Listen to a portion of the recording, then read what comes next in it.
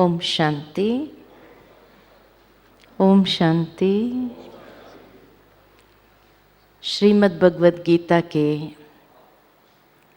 तीसरे और चौथे अध्याय में कल हमने देखा कि भगवान ने अर्जुन को कर्मेंद्रिय को जीतने की प्रेरणा दी। बार बार उसे यही कहा कि हे अर्जुन, मन को भटकाने वाली ये इंद्रियां हैं और इसीलिए इंद्रियों पर संयम बहुत ज़रूरी है। और शायद आज के विश्व के अंदर ये संयम न होने कारण ही कई प्रकार के कलह क्लेश, कई प्रकार का भटकाव, कई प्रकार के मानसिक तनाव या अवसाद जीवन के अंदर अनुभव होता है। और इसीलिए आवश्यकता है कि जितना हम अपने इंद्रियों के ऊपर संयम रख लेते हैं तो कई प्रकार के आर्ग्यूमेंट्स, कई प्रकार के कलह क्लेश से, आपसी मतभेद से हम बच जाते हैं। फिर चौथे अध्याय में जब अर्जुन भगवान से पूछते हैं कि ये ज्ञान, ये योग आपने सबसे पहले किसको दिया, तो कहा सबसे पहले मैंने सूर्य को दिया, भावार्थ सूर्यवंशियों को दिया। जहाँ से चंद्रवंशियों ने इस ज्ञान को प्राप्त किया,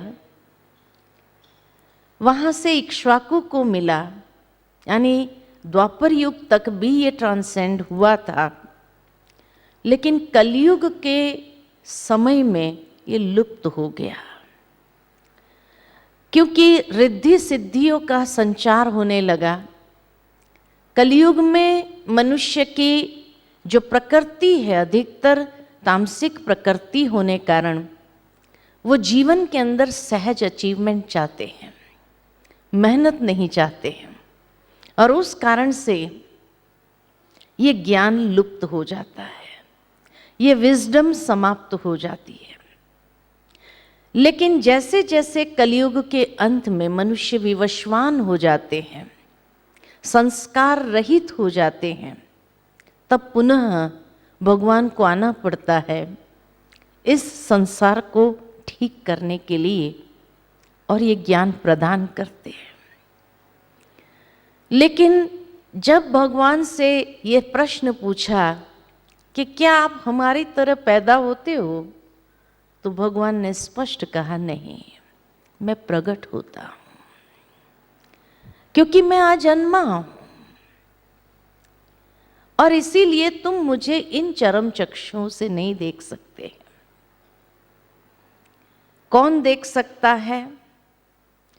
तो कहा जो वितराग, भय और क्रोध से मुक्त है, जिसने आत्म साक्षात्कार किए हुए हैं, वो मेरा स्वरूप अनुभव कर सकते हैं, अर्थात अपने तीसरे नेत्र से, ज्ञान के दिव्य चक्षु से ईश्वर को देख सकते हैं।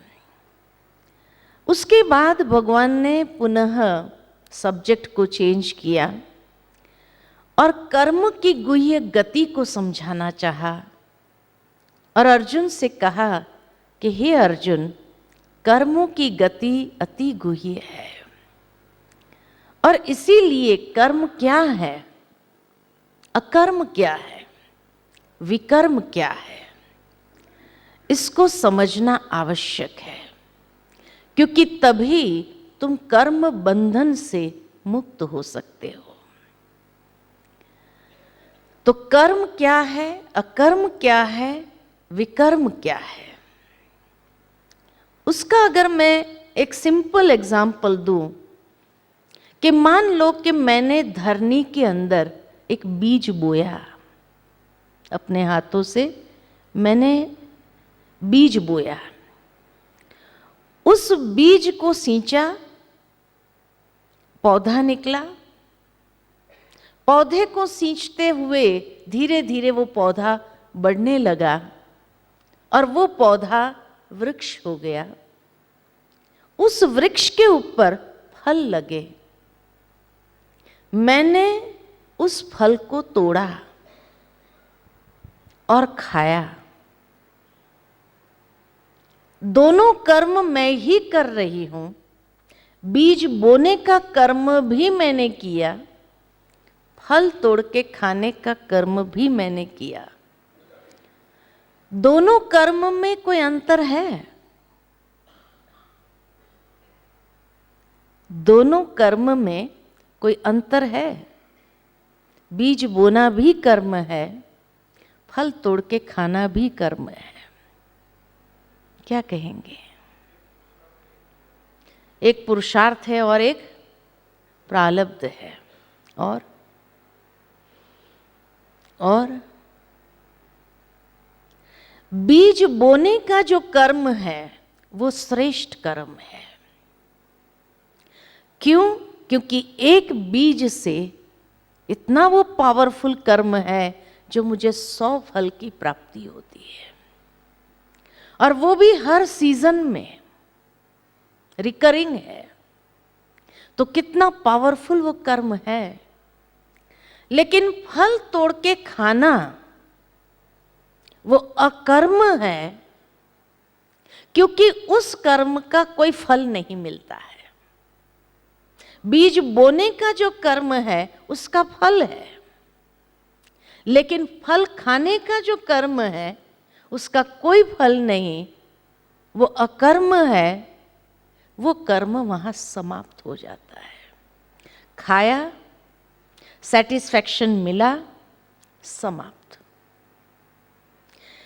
तो बीज बोने का कर्म श्रेष्ठ कर्म, फल खाने का कर्म अकर्म, और विकर्म किसको कहा जाता है?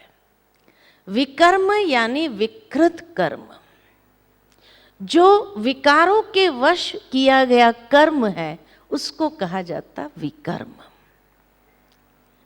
लेकिन आगे भगवान ने बहुत सुंदर बात कही है कि हे अर्जुन, जो मनुष्य कर्म में अकर्म और अकर्म में कर्म देखता है वो बुद्धिमान योगी है। जिसके कर्मों का आरंभ और फल की प्राप्ति में कामना का त्याग है तथा सांसारिक आश्रयों से रहित हो और परमात्मा की याद में नित्य तृप्त, उसके कर्मों में कोई त्रुटि नहीं होती है। वह ज्ञान रूपी अग्नि से विकर्म को भी भस्म कर देता है। अब कर्म में अकर्म, अकर्म में कर्म, वो बुद्धिमान योगी है। भावार्थ कि बीज बोना ये कर्म है, फल तोड़ के खाना ये अकर्म है। नॉर्मल इंसान यहां तक करता है, लेकिन बुद्धिमान योगी क्या करता है कि फल खाने के बाद उस बीज को फेंक नहीं देता, उस बीज को पुनः रोपित करता है। तो अकर्म में कर्म, अकर्म में श्रेष्ठ कर्म पुनः कर लेता है, वो बुद्धिमान है। मना अनेक जन्मों को भी हम संवार लेते हैं। बहुत सुंदर एक दृष्टांत मुझे यहां याद आता है कि एक बार एक सेठ जी थे। सेठ जी के 3 बेटे थे। 2 बेटों की शादी हो गई थी, छोटे बेटे की शादी होने वाली थी।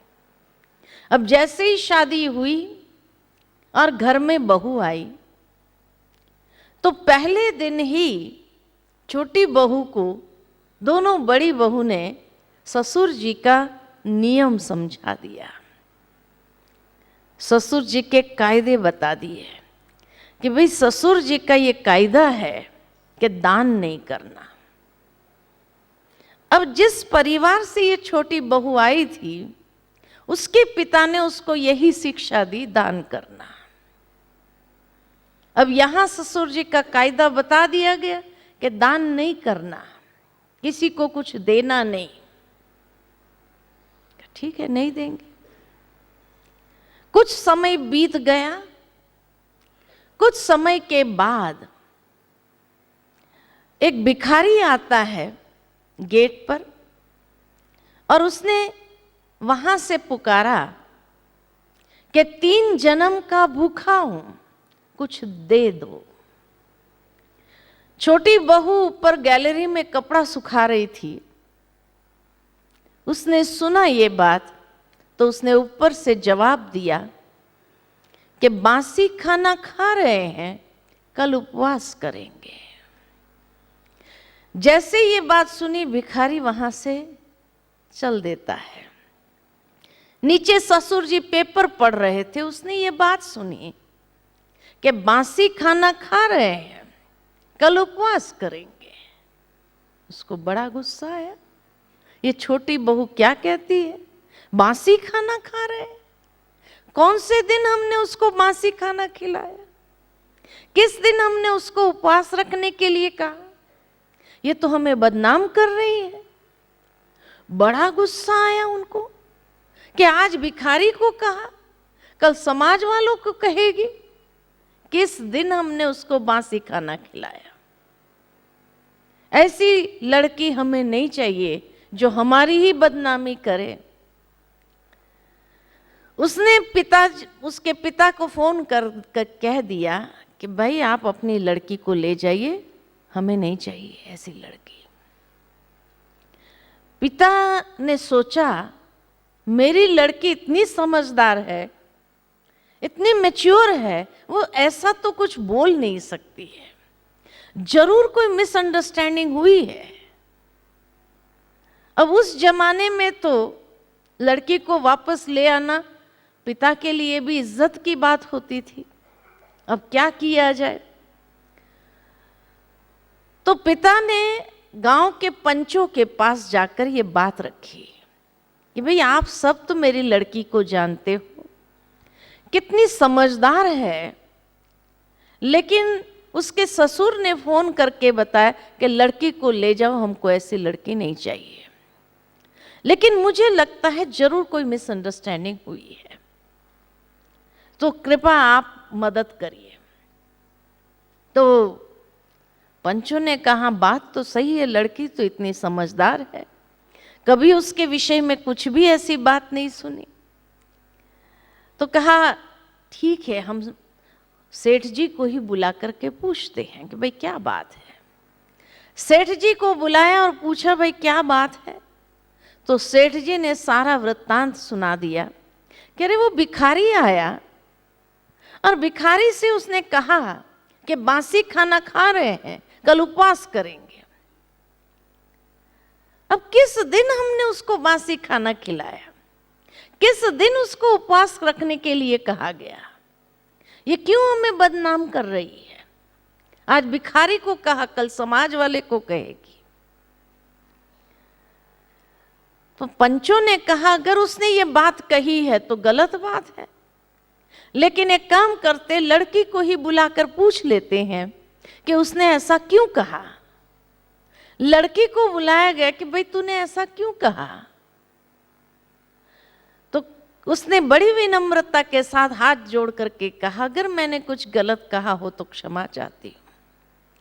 लेकिन वो भिखारी ने कहा कि 3 जन्म का भूखा हूं, कुछ दे दो। उसके उत्तर में मैंने ये बात कही कि बासी खाना खा रहे, कल उपवास करेंगे। उसका भाव ये था कि पहले जन्म में उसके पास होगा, लेकिन उसने कभी दान ही नहीं किया। जब दान ही नहीं किया तो दूसरा जन्म उसका भिखारी का रहा। भिखारी के जीवन में कुछ था ही नहीं जो दान करे, इसलिए ये जन्म भी भिखारी का रहा। तब उसने कहा कि मैं 3 जन्म से तरस रहा हूं कि अब मेरे पास कुछ हो जो मैं भी दान करूं, ताकि आगे का जन्म में संवार लूं। अकर्म में कर्म। लेकिन हमारे ससुर जी का नियम है कि दान नहीं करना। इसलिए मैंने उस भिखारी से ये बात कही कि ये जो तुम देख रहे हो, हवेली जो देख रहे हो, ये पिछले अच्छे कर्मों का फल है ना। तो बासी खाना खा रहे हैं, लेकिन इस जन्म में हम भी कुछ नहीं कर रहे हैं, इसलिए कल हमें भी उपवास ही करना पड़ेगा, है ना। कर्म में अकर्म, अकर्म में कर्म, वो बुद्धिमान योगी है कि जिसके कर्मों का आरंभ और फल की प्राप्ति में कामना का त्याग है तथा सांसारिक आश्रयों से रहित हो गया है और परमात्मा की याद में नित्य तृप्त है, उसके कर्मों में कोई त्रुटि नहीं है। ये है अकर्म में कर्म, जो विधि बताई गीता के अंदर भगवान ने। और ऐसे जब अकर्म में कर्म व्यक्ति करता है तो समझदारी से, ज्ञान अग्नि है, ज्ञानाग्नि से पूर्व विकर्म को भी वो दग्ध कर सकता है, उसको समाप्त कर सकता है, क्योंकि वो विकर्म ही अनेक प्रकार की भोगना का स्वरूप ले सकता है, इसलिए उसको समाप्त करना जरूरी है। तो ज्ञानाग्नि से विकृत कर्म जो हो गए अनजानेपन में, उसको मुझे ठीक करना, यही तो बुद्धिमानी है जो भगवान अर्जुन को बता रहे हैं कि अब ठीक कर लो अपने आप को। अब तक चलो अज्ञानता के कारण हम सभी ने भी कई गलतियां कर दी, कई त्रुटियां हो गई, लेकिन अब ज्ञानाग्नि से उसको ठीक तो कर सकते हैं। यही तो बुद्धिमानी है जो भगवान हमें धारण करने के लिए कह रहे हैं।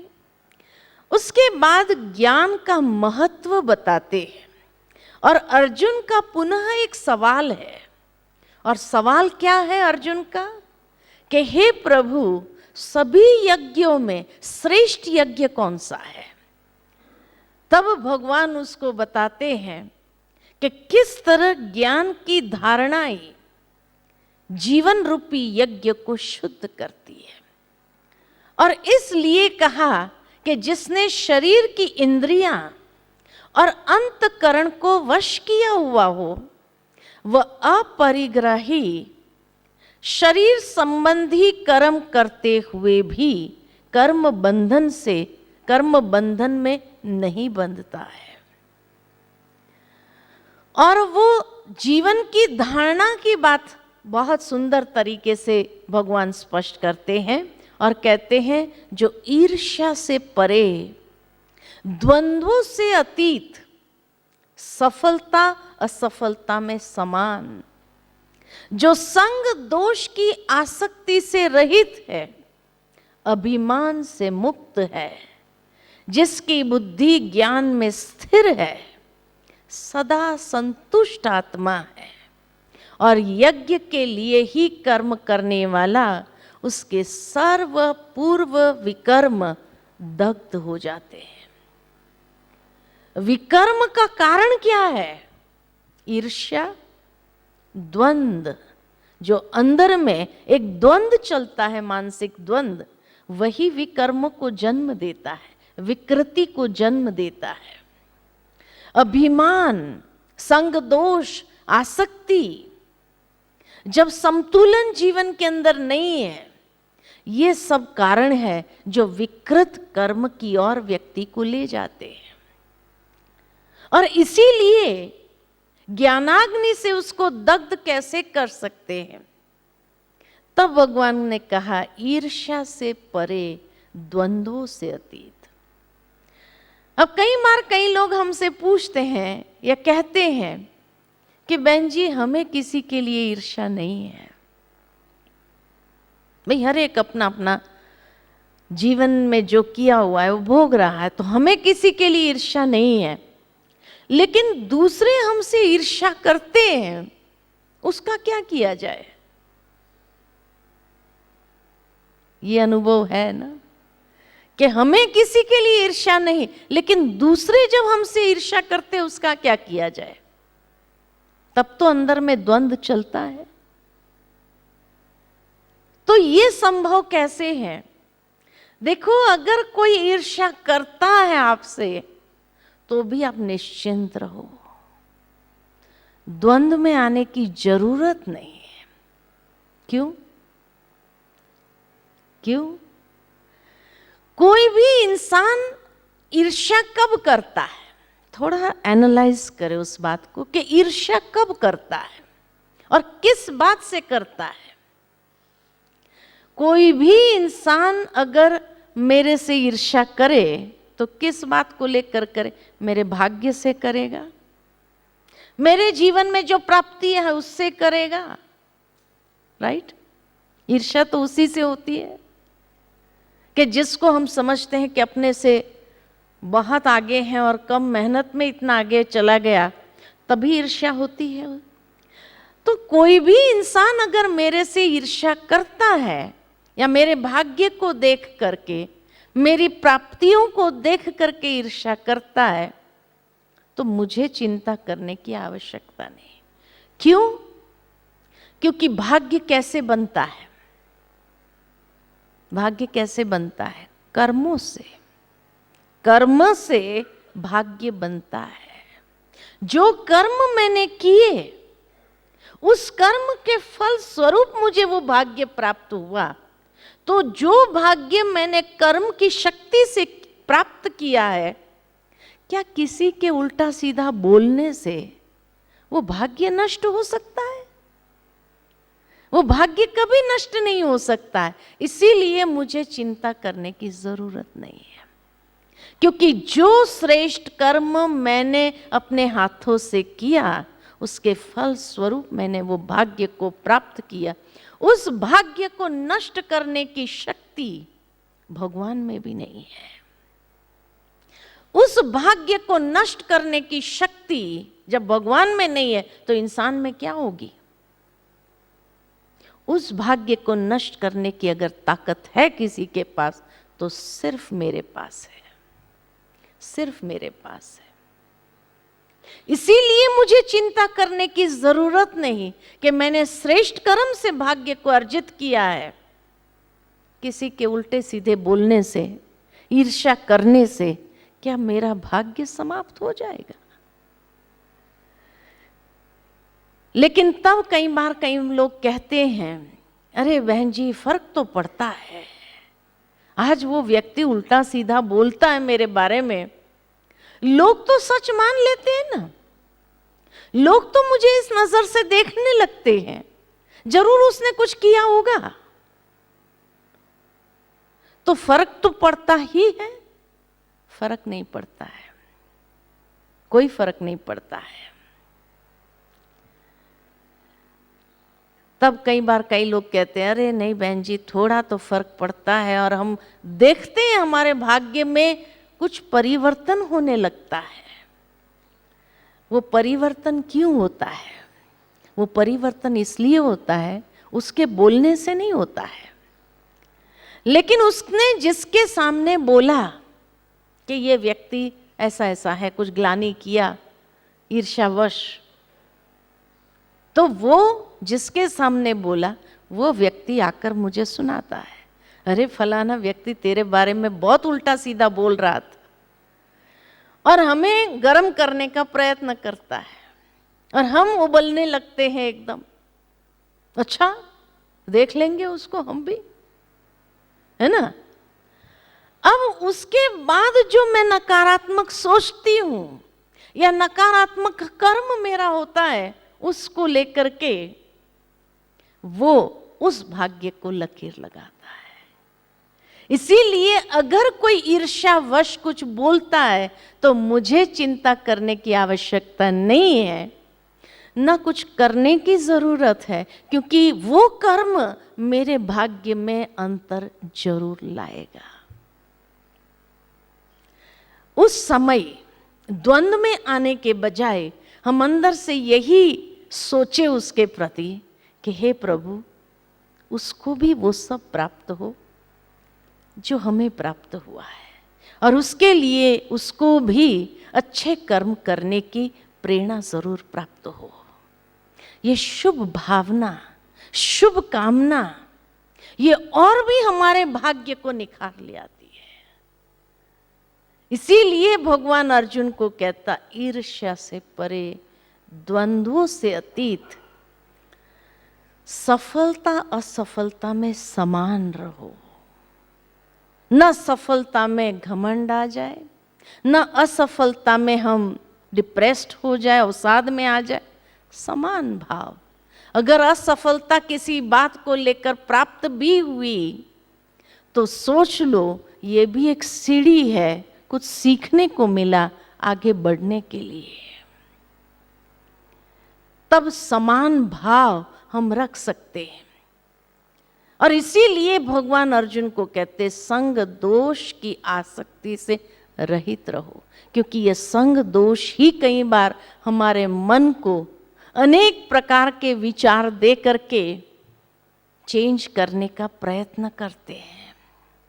इसीलिए उसको दोष माना गया है कि जो आकर के आपको इधर उधर की उल्टी सीधी बातें सुनाते हैं, ये दोष है, जो दोष हमारे ऊपर लगता है। फिर भगवान कहते, अभिमान से मुक्त। अभिमान कैसे आता है? अभिमान शब्द को अगर अलग करें, अभिमान, बड़ों का अभिमान क्या है? बड़ों का अभिमान यही है, ये व्यक्ति अभी हमारी बात माने। मान लिया तो हमारा ईगो सेटिस्फाइड, और नहीं माना तो हर्ट होता है। किसको हर्ट हुआ? किसको हर्ट हुआ? किसी को मैंने कोई सलाह दी, उसने नहीं माना, मुझे हर्ट फील हुआ। ये हर्ट किसको हुआ?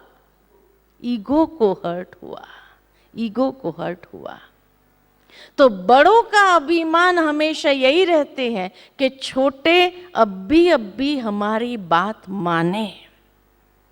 मान लिया तो हमारा कॉलर टाइट, नहीं माना तो अपमान महसूस हुआ।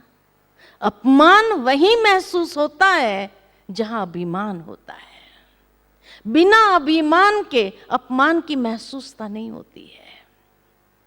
तो अभिमान है या अपमान है, इसीलिए उन सब दोनों से ऊपर रहो।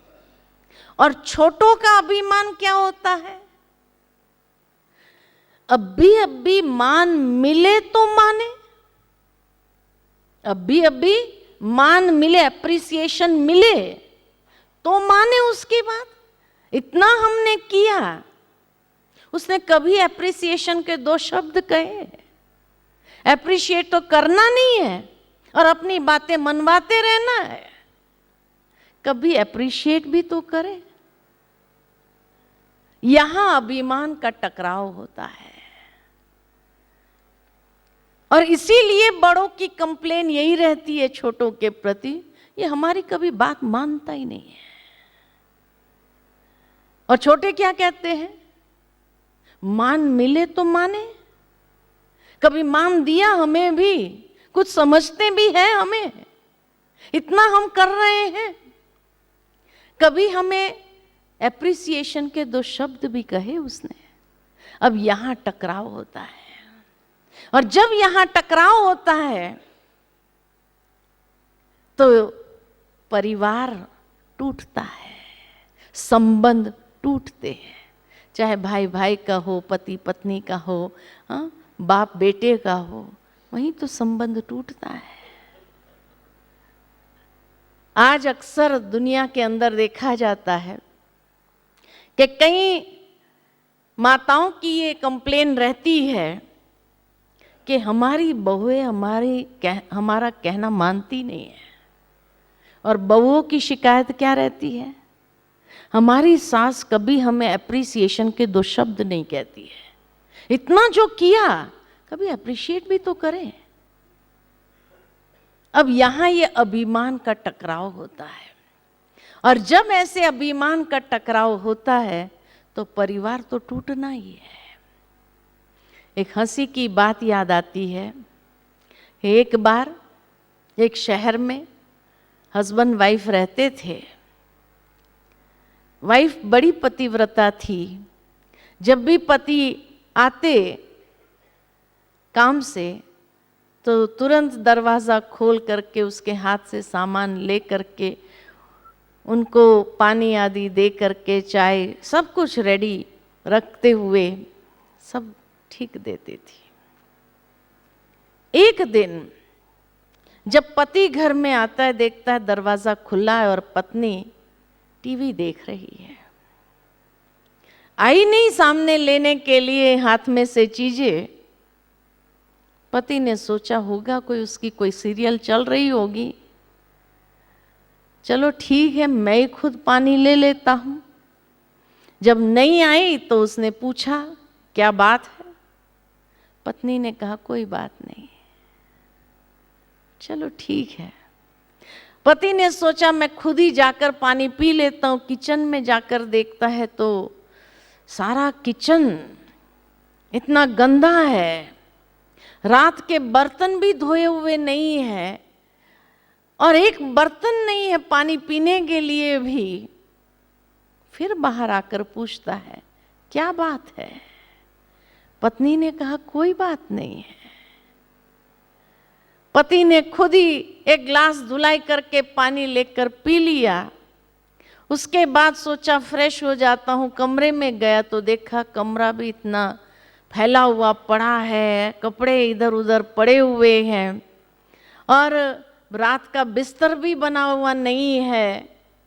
इतना गंदा कि वो फिर आकर के बाहर पूछता है आखिर बात क्या है। तब पत्नी ने कहा आप रोज शाम को आकर के मुझे एक ही बात कहते हैं कि तू सारा दिन करती क्या है, तू सारा दिन करती क्या है। आज मैंने कुछ नहीं किया, आज मैंने कुछ नहीं किया। हर इंसान एप्रिसिएशन चाहता है। सारा कुछ करने के बाद भी अगर यही सुनने को मिला कि तुम करती क्या है, तुम सारा दिन करती क्या है, कहा आज मैंने कुछ नहीं किया। आज आप देख सकते हैं कि घर की हालत क्या है।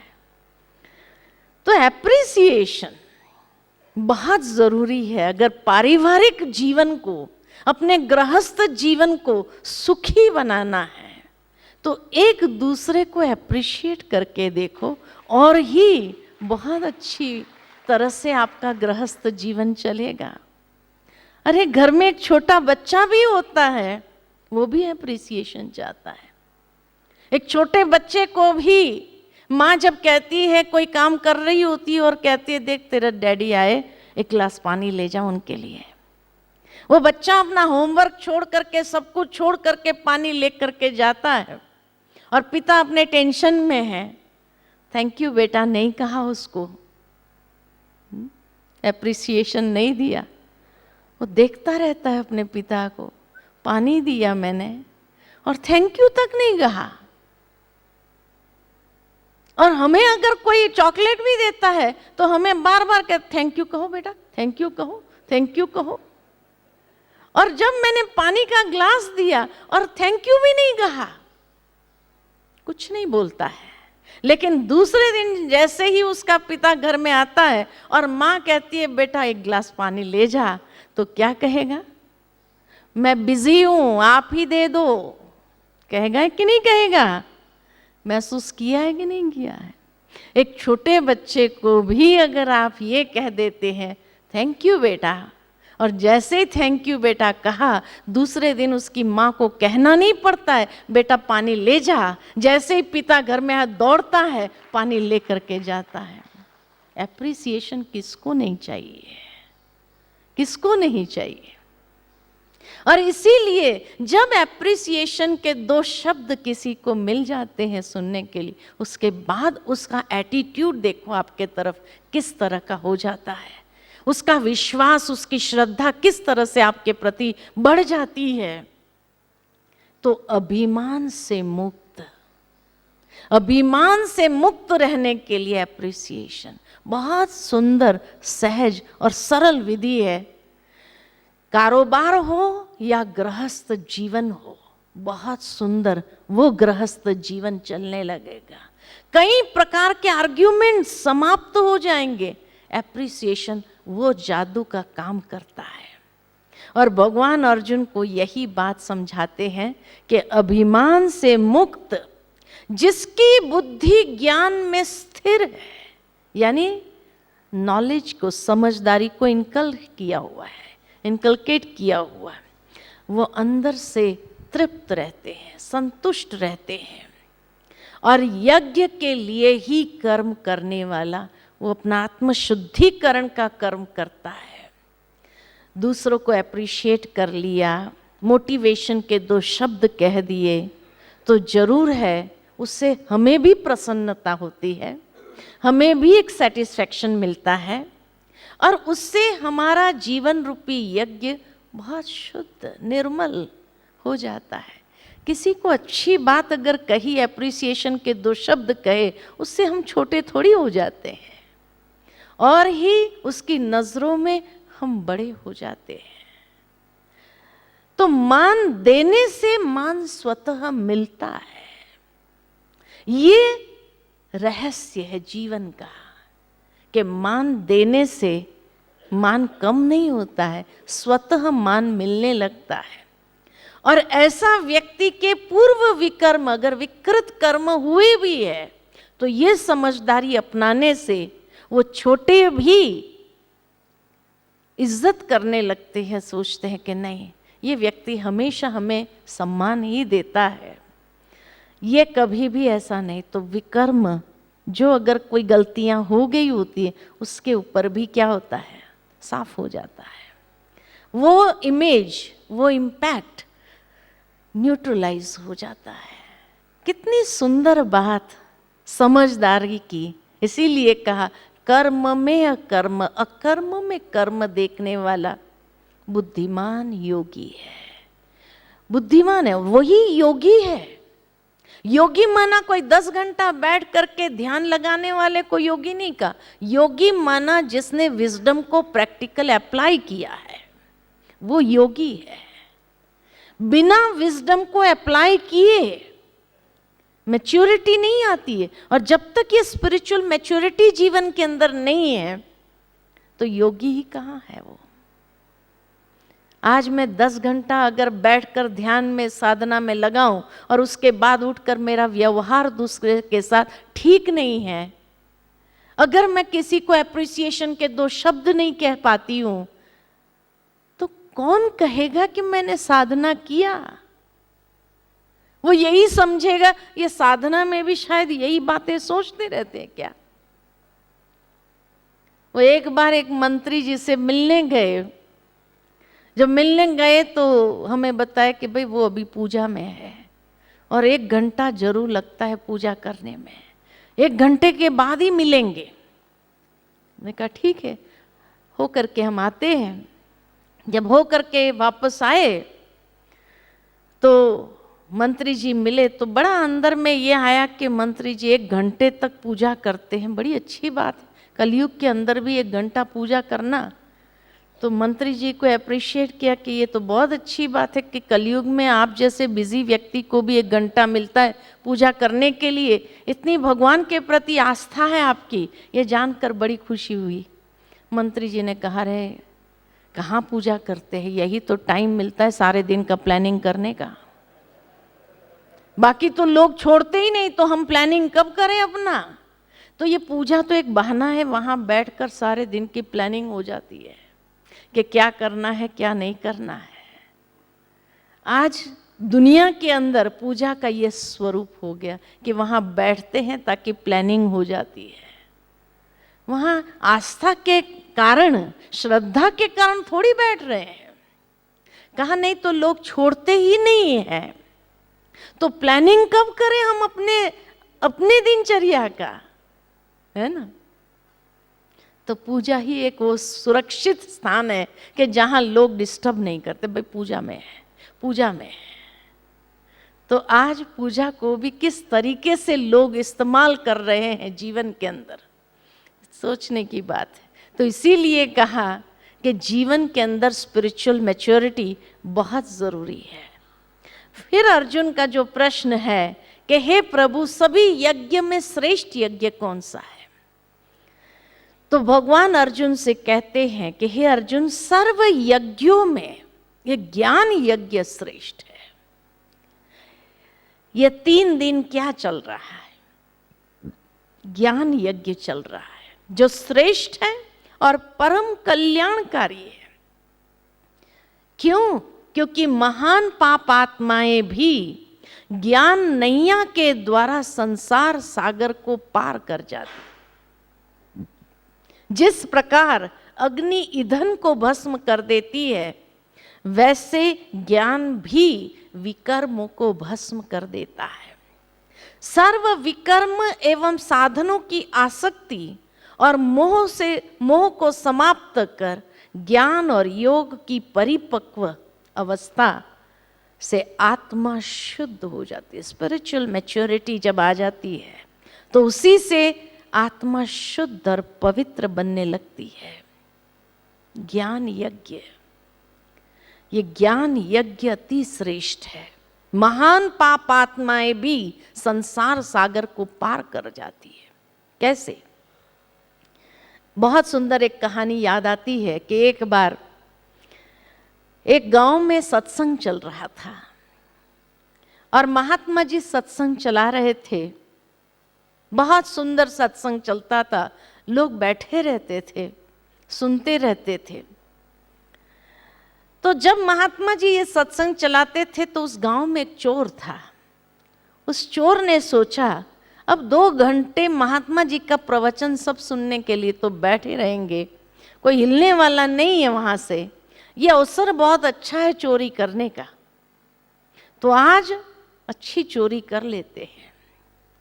वो चोर निकला चोरी करने के लिए। किसके घर में चोरी करूं? तो सोचा देख लेता हूं किसका परिवार पूरा बैठा है सत्संग में।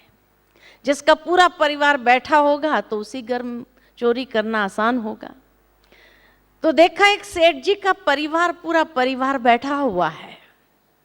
तो सोचा आज यही सेठ जी के घर में चोरी करने जाता हूं। जैसे ही वहां से निकला तो उस समय महात्मा जी अपने प्रवचन में कह रहे थे कि देवदूतों की परछाई नहीं होती है। अब उसको कोई मतलब नहीं था देवदूतों की परछाई हो या ना हो।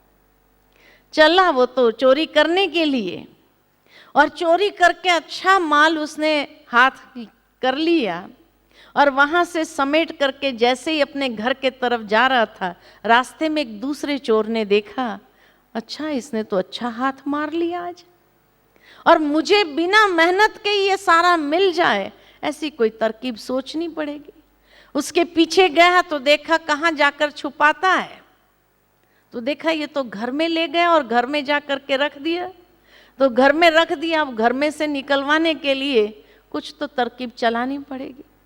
तो उसने सारा मेकअप करके देवदूत का वेश धारण किया और एकदम सामने जाकर खड़ा हो गया। वो बाहर बैठा हुआ था अपने झोपड़े के, वहां खड़ा हो गया और कहा, आज जो तूने एक भक्त के घर में चोरी की है, भगवान ने उस चीज को देखा है और मुझे भेजा है।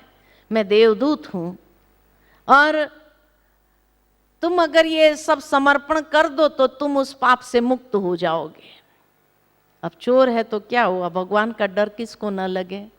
उसने सोचा इतना जल्दी भगवान ने देवदूत भी भेज दिया, अब तो दे ही देना पड़ेगा, शायद सत्य होगा कि चोरी करके आए और भगवान ने देखा ही होगा, तभी देवदूत को इतना जल्दी मेरे पीछे भेज दिया। तो वो अंदर गया माल लेने के लिए कि समर्पण कर दूं सारा माल, और अंदर जाकर के जब उस कमरे की लाइट जलाई और खिड़की से उसका ध्यान गया तो लाइट के कारण वो देवदूत की परछाई दिखाई दी। उसको याद आया कि महात्मा जी अपने प्रवचन में तो कह रहे थे देवदूतों की परछाई नहीं होती है। वो अंदर से बड़ा डंडा उठा करके लाया और कहा, आज महात्मा जी के प्रवचन में मैंने सुना कि देवदूतों की परछाई नहीं होती है, तुम अगर सचमुच का देवदूत होता तो ये परछाई नहीं होती थी, लेकिन तेरी इतनी लंबी परछाई सिद्ध करता है कि तुम देवदूत नहीं, कोई फ्रॉड है। वो देवदूत भाग निकला वहां से जान बचा करके, और वो शांति से बैठ गया। चोर की पत्नी ये सारा कुछ देख रही थी। चोर की पत्नी ने कहा उस चोर से, एक वाक्य सुन लिया आपने महात्मा जी का, और एक वाक्य सुनने से जो चोरी का माल था वो बचा लिया आपने। अगर सारा प्रवचन सुनते थे तो शायद जीवन का अनमोल खजाना आप बचा सकते थे।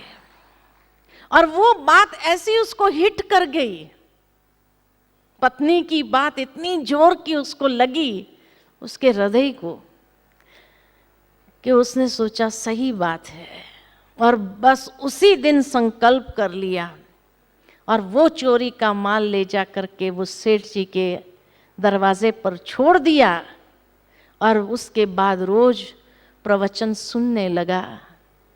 कहने का भावार्थ हृदय परिवर्तन जो होता है व्यक्ति का, सत्संग या ज्ञान यज्ञ के माध्यम से, ज्ञान वो अग्नि है, ज्ञान वो शक्ति है, ज्ञान वो परिपक्व व्यक्ति को बना देता कि जो व्यक्ति का हृदय परिवर्तन हो जाता। इसलिए कहा महान पापात्माएं भी संसार सागर को पार कर जाती है। दुनिया में कई भक्त शिरोमणि हो गए, सूरदास जी शिरोमणि हो गए, कई भक्त शिरोमणि हो गए। कब? जब ज्ञानाग्नि के संपर्क में आए, और उस ज्ञानाग्नि ने उनके स्वरूप को बदल दिया। इसीलिए ज्ञान का इतना महत्व है कि जो व्यक्ति के अंदर वो स्पिरिचुअल मैच्योरिटी को डेवलप करती है। और फिर भगवान ज्ञान का महत्व समझाते हुए कहते हैं कि जिसने इंद्रियों के संयम से वासनाओं को जीता है, साधनों में आसक्ति नहीं है, तथा परमात्मा में श्रद्धा विश्वास है, वही ज्ञान की पराकाष्ठा को प्राप्त कर सकता है, तथा ज्ञान मार्ग के पुरुषार्थ में अग्रसर होकर परम शांति को प्राप्त कर लेते हैं। ज्ञान वो शक्ति है जो हमारे जीवन के अंदर इतना परिवर्तन, हमारी मानसिकता में बहुत बड़ा परिवर्तन, एक पराकाष्ठा को प्राप्त करने की शक्ति हमें प्रदान करती है। लेकिन आज की दुनिया में किसी को भी अगर कहा जाए ज्ञान सुनो तो क्या कहेंगे? क्या कहेंगे? फुर्सत नहीं है, टाइम नहीं है। टाइम कहाँ जाता है? कभी सोचा टाइम कहाँ जाता है?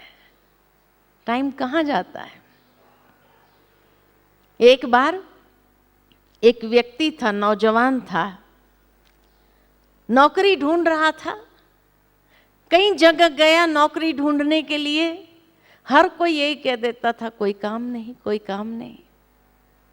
बड़ा उदास हो गया कि अब जीवन में मैं क्या करूं, कुछ तो करना पड़ेगा। आखिर किसी ने उसको कह दिया फलाने सेठ जी के पास चला जा, वो जरूर तेरे को कोई ना कोई काम दे देगा। बड़ी आशा के साथ वो सेठ जी के पास आया। सेठ जी बड़ा लकड़े का व्यापारी था। सेठ जी ने पूछा क्या काम करोगे? कहा अरे मैं इतना शक्तिशाली हूं, कोई भी काम करूंगा, आप जो कहेंगे मैं करूंगा। कहा ठीक है। सेठ जी ने कहा कुछ लकड़े काटने हैं, बोलो काटोगे? हाँ काटूंगा। सेठ जी उसको पीछे गोदाम में ले गए, बड़ा लकड़े का ढेर था। कहा ये सारे लकड़े काटने हैं, बोलो काटोगे? बोले हाँ काटूंगा। उसके हाथ में कुल्हाड़ी पकड़ा दिया, कहा काटो। वो शुरू हो गया काटना।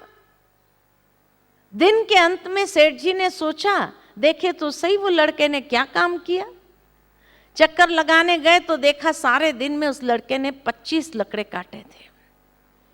सेठ जी ने कहा तेरे में तो अच्छी एफिशिएंसी है, चल तेरी नौकरी पक्की, रोज सुबह 9 बजे आ जाने का, लकड़ा काटने का, दिन में 1 घंटा आराम मिलेगा और शाम को 5 बजे तक लकड़ा काटने का। कहा ठीक है। बड़ा खुश हो गया वो भी, रोज जाता रहा लकड़ा काटने के लिए। 10 दिन बीते कि सेठ जी ने सोचा देखे तो सही वो लड़का आखिर कर क्या रहा है। शाम को जैसे ही चक्कर लगाए तो देखा सारे दिन में उसने 15 लकड़े काटे थे। सेठ जी ने पूछा क्या बात है भाई, पहले दिन तो तू 25 लकड़े काट दिए और आज 15 लकड़े तक पहुंच गए, क्या बात है। वो लड़के ने कहा सेठ जी मैं भी समझ नहीं पा रहा हूं, लकड़े कम क्यों हो रहे हैं, जबकि मैं आलस नहीं करता हूं, मैं बैठता भी नहीं हूं, मैं सारा दिन काम कर रहा हूं, आप किसी से भी पूछ लो, लेकिन लकड़े कम क्यों हो रहे समझ में नहीं आ रहा है। सेठ जी ने कहा थोड़ी और मेहनत करो। कहा ठीक है, कल से थोड़ी और मेहनत करूंगा। दूसरे दिन से और जोर लगाने लगा। फिर 10 दिन बीते। सेठ जी ने सोचा देखे तो सही ये लड़का क्या काम कर रहा है। जब शाम को चक्कर लगाने गए तो देखा सारे दिन में उसने 10 लकड़े काटे थे। सेठ जी ने पूछा भाई क्या बात है तेरी, ये एफिशिएंसी कम क्यों हो रही है, पहले दिन तो 25 लकड़े काट दिए, 10 दिन में तेरी एफिशिएंसी कम हुई, 15 लकड़े तक आए और आज 10 ही लकड़े तक पहुंच गया, आखिर बात क्या है। लड़का कहता है ये तो मैं भी नहीं समझ पा रहा हूं कि लकड़े कम क्यों हो रहे हैं। सेठ जी अनुभवी थे। सेठ जी ने कहा एक बात बताओ कि तूने ये 20 दिन के अंदर कुल्हाड़ी की धार कितनी बार तेज किया। लड़का कहता है सेठ जी टाइम कहां मिलता है, सारा दिन तो लकड़ा काटता हूं, टाइम कहां है धार तेज करने का। कहीं हमारी हालत भी यही तो नहीं है। हाँ, दिन प्रतिदिन एफिशिएंसी कम हो रही है, तनाव बढ़ता जा रहा है, मिसअंडरस्टैंडिंग्स क्रिएट हो रही है, अनेक रिश्तों में गड़बड़ हो रही है। हाँ? लेकिन उसको ठीक करने के लिए, बुद्धि की धार को तेज करने के लिए कहो तो कहते टाइम नहीं है। मेडिटेशन, ध्यान, आध्यात्मिकता, ये हमारी ये ज्ञान जो है ये बुद्धि की धार को तेज करता है। ये विजडम यही काम करता है कि धार को तीव्र करता है, तो कम समय में ज्यादा आउटपुट मिलेगा, टेंशन रहित होकर के ज्यादा आउटपुट मिलेगा, मिसअंडरस्टैंडिंग्स कम होकर के ज्यादा आउटपुट मिलेगा और अच्छा आउटपुट मिलेगा। तो ध्यान करना चाहिए नहीं करना चाहिए, क्या कहेंगे। अगर फायदा है तो करना ही चाहिए, क्योंकि अगर उससे हमारी बैटरी चार्ज होती हो और धार तीव्र होती हो तो जिससे हमारा आउटपुट जीवन के अंदर बिना स्ट्रेस के अगर अधिक होता हो तो और अच्छा होता, क्वालिटेटिव आउटपुट होता है, तो धार तेज करनी चाहिए या नहीं करनी चाहिए। तो हमारा सारा समय किस में जा रहा है, चीजों को संवारने में जा रहा है या अपने रिश्तों को संवारने में जा रहा है। लेकिन बिना धार तेज किए कितना भी संवारने का प्रयत्न करो वो संवरता नहीं है। लेकिन धार तेज करके देखो तो बहुत कुछ संवर जाता है। ये ज्ञानाग्नि है कि जो हमारे अंदर वो स्पिरिचुअल मैच्योरिटी को ले आता है, धार ऐसी तेज करता है जो संबंध बहुत सुंदर बनने लगता, कार्य क्षमता हमारी बढ़ जाती है, कार्य कुशलता हमारी बढ़ जाती है, कम समय के अंदर टेंशन रहित होने कारण अच्छा आउटपुट होता है। तो करना चाहिए नहीं करना चाहिए। तो टाइम मिलेगा या निकालना पड़ेगा, मिलेगा नहीं, निकालना ही पड़ेगा। आज एक व्यक्ति को हार्ट अटैक आए और डॉक्टर के पास जाए और डॉक्टर से कहे भाई हार्ट अटैक आया है, क्या करना चाहिए। और डॉक्टर ने उसको कहा देखो ये फर्स्ट अटैक है तुम्हें, और इसीलिए अब अगर स्वस्थ रहना है ताकि दूसरा अटैक ना आए तो रोज सुबह आधा घंटा पैदल करना होगा, ब्रिस्क वॉकिंग, शाम को आधा घंटा पैदल करना होगा, तुम कम से कम आधा आधा घंटा सुबह शाम मिलके करो तो भी स्वस्थ रहेगा, दूसरा अटैक नहीं आएगा इतना जल्दी। अगर वो व्यक्ति कहे डॉक्टर साहब सुबह तो टाइम मिलना मुश्किल है, सारा कारोबार मेरा सुबह सुबह चालू हो जाता है और शाम को भी देखेंगे टाइम मिलेगा तो पैदल जाएंगे, तो डॉक्टर साहब क्या कहेंगे? क्या कहेंगे? हाँ, डॉक्टर साहब यही कहेंगे फिर मरो। If you do not have time for your self, nobody can help you. अगर उसको जीना है तो थोड़ा दिनचर्या को रीशेड्यूलिंग करेगा, सुबह आधा घंटा जल्दी उठेगा, जाएगा, पैदल जाए। कारोबार कोई भी रुकती नहीं है, कारोबार कोई भी रुकती नहीं है। लोग फोन करेंगे, लेकिन जैसे ही लोगों को पता चले ये टाइम से ये टाइम ये पैदल गया होगा, लोग या पहले फोन करेंगे या बाद में करेंगे। कारोबार कोई भी रुकती है?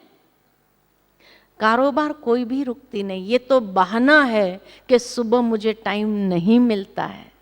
इसी तरह अगर बुद्धि की धार को तेज करने की है, अपनी कार्य क्षमता को ज्यादा अधिक करना है विदाउट स्ट्रेस, तो टाइम निकालना ही पड़ेगा। उसके इंपॉर्टेंस को समझेंगे तो टाइम निकल आता है। थोड़ा सा रीशेड्यूलिंग करना पड़ता है, सहज हो जाता है। तो इसीलिए टाइम अपने आप में तो मिलेगा नहीं, निकालना ही पड़ेगा। आपको कई बार बहनों ने भाइयों ने कहा होगा चलो माउंट आबू, चलो माउंट आबू। हर बार क्या कहा? अरे बहन जी ऊपर वाले की मर्जी होगी तो पहुंच जाएंगे। टाइम निकला तो पहुंच सके कि नहीं पहुंच सके? अगर वैसे कई बहाने मिल जाते थे, कई लोग और भी आने वाले थे आपके साथ, कैंसिल हो गए लास्ट मोमेंट। अरे बहुत काम है, बहुत काम है, अर्जेंट काम आ गया। और आप किसी और की टिकट पर भी आए होंगे, टाइम निकल आया आपके पास में, पहुंच गए, है ना? तो टाइम निकालना नहीं निकालना ये अपने हाथ में होता है। और इसीलिए अगर बुद्धि की धार को तेज करना है तो टाइम तो निकालना पड़ेगा। खाली यहां तक नहीं, नहीं तो भगवान अर्जुन को जैसे कहते विवेकहीन, श्रद्धा रहित, संशय युक्त आत्मा पुरुषार्थ के मार्ग से भ्रष्ट हो जाती है और परम सुख की अनुभूति से वंचित हो जाती है।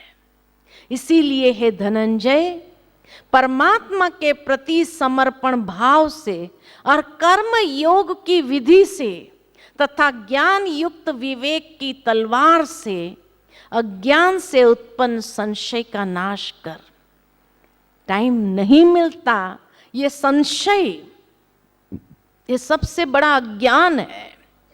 तो अज्ञान से उत्पन्न संशय का नाश कर। कैसे नाश करना है? ज्ञान युक्त विवेक की तलवार से।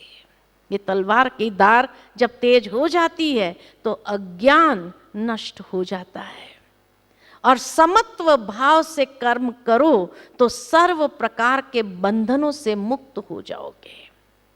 कितनी सुंदर तरीके से ज्ञान का महत्व जीवन के अंदर, आध्यात्मिकता का महत्व भगवान अर्जुन को समझाते हैं।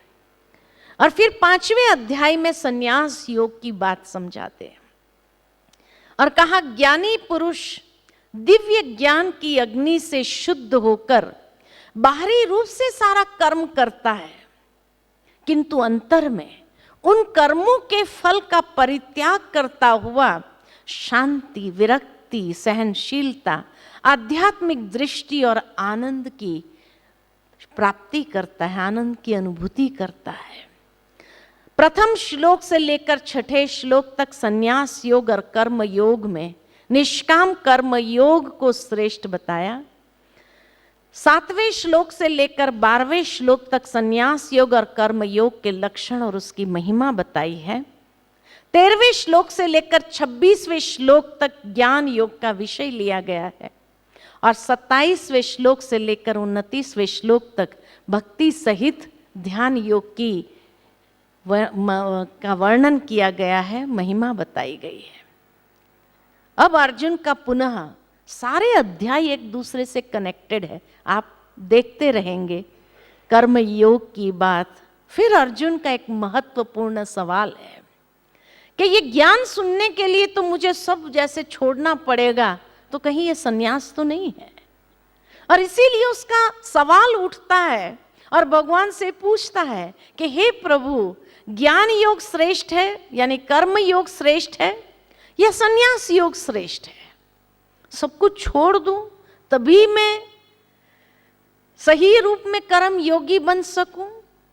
ये संभव है?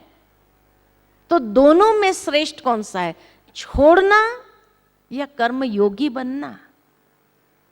ये सवाल आपके मन में भी उत्पन्न हो सकता है।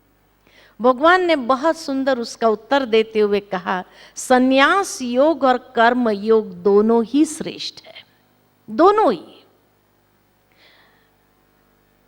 क्योंकि जो मनुष्य कर्म करता हुआ किसी के साथ न द्वेष करता है और न किसी कर्म फल को चाहता है, वह सन्यासी ही जानने योग्य है। सन्यास किस चीज का करना है? चीज वस्तुओं का, कर्तव्य का, जिम्मेवारी का नहीं करना है। सन्यास करना है बुरी आदतों का, सन्यास करना है बुराइयों का, द्वेष का, सन्यास करना है कर्म फल की चाहना का। फल की चाहना वो तो है ही जुड़ा हुआ, तुम अच्छे कर्म करते चलो। इसीलिए कहा वो व्यक्ति सन्यासी ही जानने योग्य है। व्यक्ति को बांधने वाला या मुक्त करने वाला उसका कर्म नहीं है। बड़ी स्पष्ट लैंग्वेज में भगवान कहते कि मनुष्य को बांधने वाला या मुक्त करने वाला उसका कर्म नहीं, परंतु उस कर्म करने की वृत्ति है, द एटीट्यूड।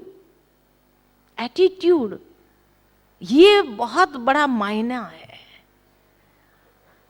इसलिए कहावत है, नियत साफ तो मुराद हासिल। नियत कि व्यक्ति की उस कर्म करने के पीछे नियत क्या है। द्वेष, वैर, लोभ, कामना आदि विकारों का त्याग ही संन्यास है। चीज वस्तुओं का त्याग नहीं करना है, कर्तव्य जिम्मेवारी गृहस्थ का त्याग नहीं करना है, लेकिन उसमें जो रहा हुआ आसक्ति है, बुराइयां है, उसका त्याग करना ही सच्चा संन्यास है। कर्तव्य कर्मों का त्याग करना संन्यास नहीं है। और इसीलिए भगवान अर्जुन को सन्यासी बनने की प्रेरणा नहीं देते। जब ये बात हम सुनाते हैं तो कई लोग हमसे ही कहते हैं, क्या कहते हैं, बहन जी फिर आप लोग ने सन्यास क्यों किया? हमने सन्यास नहीं किया है, हम आपसे बड़े गृहस्थी है। कैसे? देखो आप हमारे कोई भी सेंटर को देखेंगे ना, शहर के बीच में होगा। हमारी बहनें, जो भी भाई बहनें वहां होते हैं, सभी त्योहार में पार्टिसिपेट करते हैं कि नहीं करते हैं? करते हैं। आप लोगों के पास भी आते हैं, है ना? कोई भी फंक्शन होगा, कोई भी बात होगी, आप सबको निमंत्रण देते हैं कि नहीं देते हैं? तो सारी एक्टिविटी में पार्टिसिपेट, कौन कहता है हम सन्यासी है?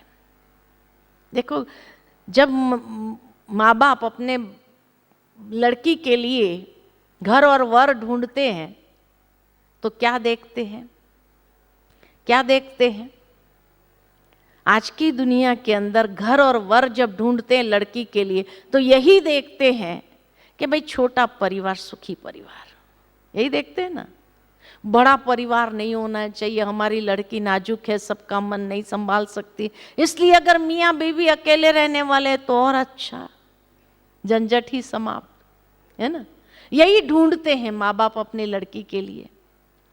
लेकिन हमारे अंदर ये विश्वास था कि हम बड़े परिवार में जा सकते हैं और सबका मन संभाल सकते हैं, और इसीलिए ईश्वर के साथ रिश्ता जोड़ा।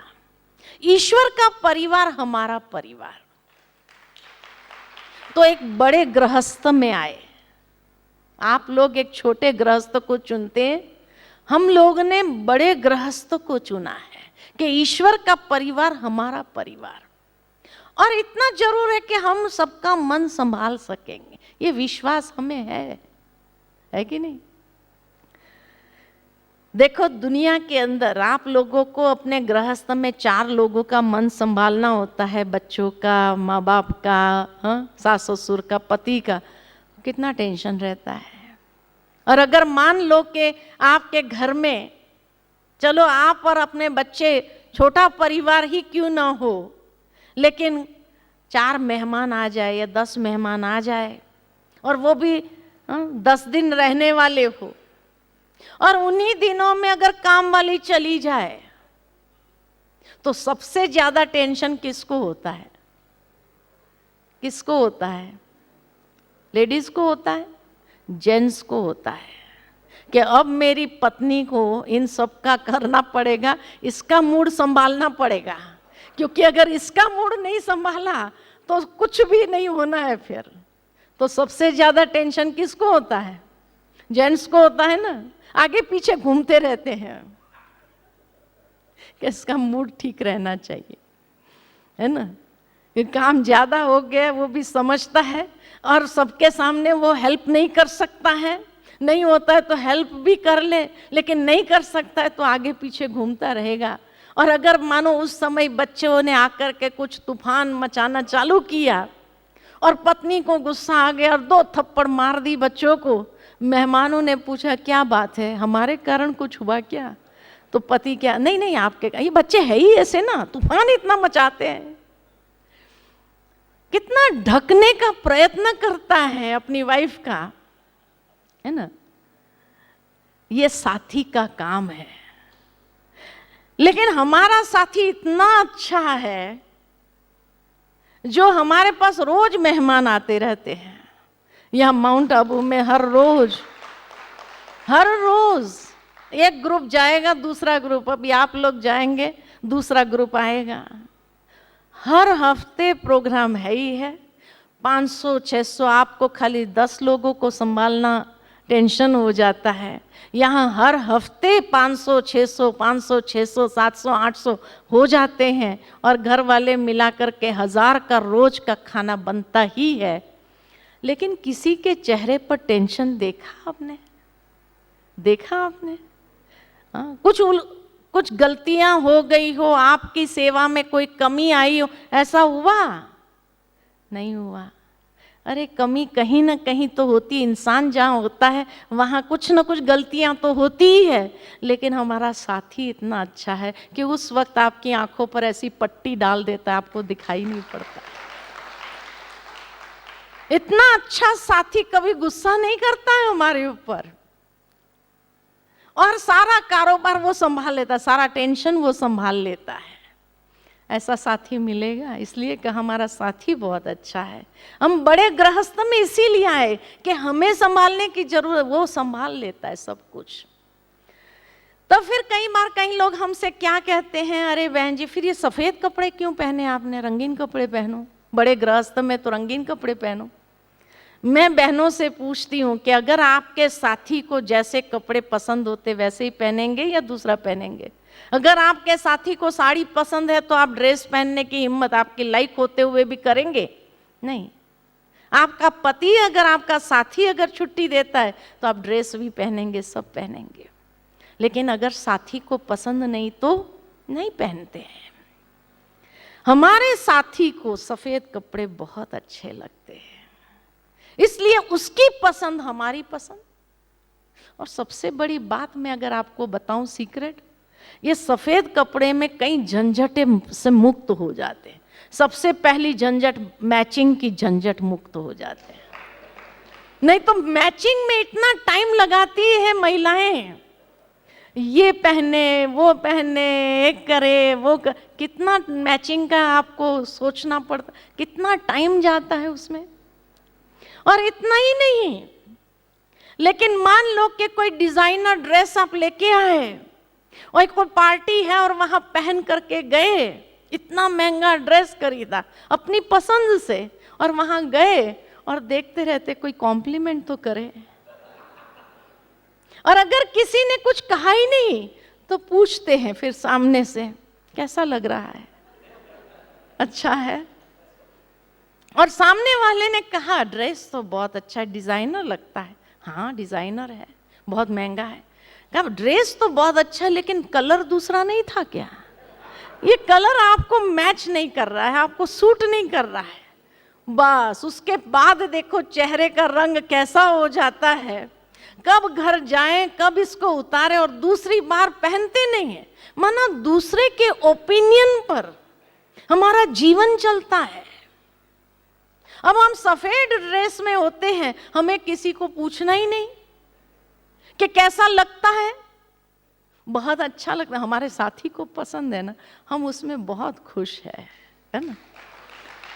और सफेद रंग में सातों रंग समाये हुए हैं, है ना, सातों रंग उसमें समाये हुए हैं। आज आपको कहीं भी जाना, हमारा सबसे सहज तरीका सफेद ड्रेस पहना, न मैचिंग का झंझट, न उसके हिसाब से कोई मेकअप का झंझट। आप लोगों को जैसा कपड़े पहने फिर वैसी लिपा पोती करनी पड़ती है,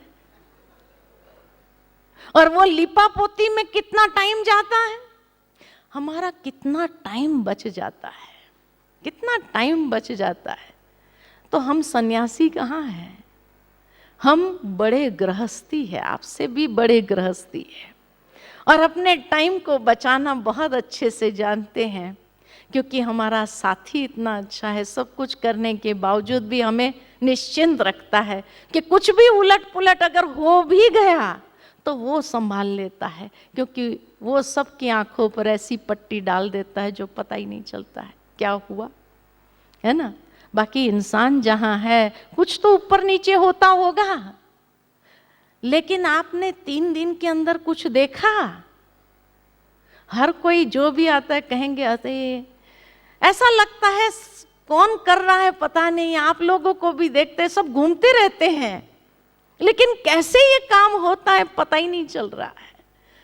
यही तो मैजिक है यहाँ का, यही तो मैजिक है कि सब कुछ इतना सुव्यवस्थित हो जाने के बाद भी यही पता चलता है, किसी के चेहरे पर आप देखो कोई टेंशन की रेखा नहीं, और सब कोई कार्य कर रहे हैं, लेकिन आपको दिखाई नहीं पड़ रहा है। साथ ही साथ जिसके पास भी आप खड़े हो जाओ वो आपको ज्ञान की 2 बातें जरूर सुनाएगा। सोचते हैं कई लोग, अरे भाई जो व्यक्ति काम करता हो वो ज्ञान कैसे सुना सकेगा? नहीं, लेकिन वो भी आपको, एक लिफ्टमैन भी ज्ञान जरूर सुनाएगा, एक माली भी आपको ज्ञान जरूर सुनाएगा, मकान जहाँ रहते हैं वहाँ पर मकान संभालने वाले केयरटेकर भी आपको ज्ञान की 2 बातें, उसके साथ खड़े हो जाओ वो भी ज्ञान को जरूर सुनाएगा। और इसीलिए कहा कि ये ज्ञान की ही कमाल है, जो कर्म में अप्लाई हुआ है, और कर्म में अप्लाई होने के बाद संन्यास जो किया है वो बुरी वृत्तियों का संन्यास जरूर किया हुआ है। नहीं तो आप सोचो 2 जवान बेटे को घर में संभालना माँ बाप को कितना स्ट्रेस हो जाता है। और यहाँ जितने भी आप देखेंगे अपने यूथ एज में है, लेकिन फिर भी उनके चेहरे पर जो एक नूर है, वो नूर किस चीज का है? कि जो पवित्रता को उन्होंने जीवन के अंदर अपनाया है उसका नूर टपकता है। तो इतनी ऊंची बात जो शिक्षाएं, क्योंकि हर एक ने अपना रिश्ता उसके साथ ऐसा जोड़ा हुआ है, तो सन्यासी नहीं है, गृहस्थी है, शहरों में ही रहते हैं, आप लोगों के बीच में रहते हैं, आप लोगों को भी हर फंक्शन पर इनवाइट करते रहते हैं और अपना कारोबार चलाते हैं, और बहुत खुश है। किसी के चेहरे पर आपने असंतुष्टता की रेखा देखी? असंतुष्टता की रेखा नहीं है, और ये कोई दिखावा नहीं है, लेकिन एक नेचुरल अंदर से है। तो इसीलिए संन्यास योग और कर्म योग दोनों ही श्रेष्ठ है, क्योंकि संन्यास बुरी वृत्तियों का किया है, चीज वस्तुओं का नहीं।